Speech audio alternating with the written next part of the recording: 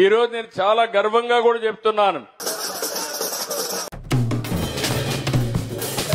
ఎక్కడెక్కడ జిల్లాలు ఉన్నాయో 26 జిల్లాలకి నీళ్లిచ్చే బాధ్యత, ఇంటింటికి కొళాయి ద్వారా నీళ్లు సరఫరా చేసే బాధ్యత ఈ ప్రభుత్వం తీసుకుంటామని చెప్పి చాలా స్పష్టంగా హామీ ఇచ్చాం.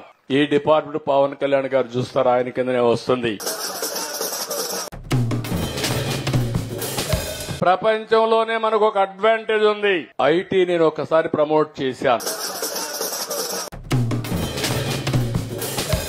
ఈ రోజు ఇద్దరిని మాట్లాడితే ఆడబిడ్డలు ఇద్దరు, ఒక ఆవిడ పిహెచ్డి చేసింది, ఒక ఆవిడ పోస్ట్ గ్రాడ్యుయేషన్ చేసింది. అది 25 ఏళ్లకు మునుపు నేను ప్రారంభించిన యజ్ఞం. మామూలుగా కాదు, ఆస్తుల విలువ పెరిగింది, ఉపాధి అవకాశాలు వచ్చాయి, అక్కడి నుంచి విదేశాలకు వెళ్లారు. దేశంలోనే తలసరి ఆదాయం ఎక్కువ ఉండే రాష్ట్రం తెలంగాణ రాష్ట్రం.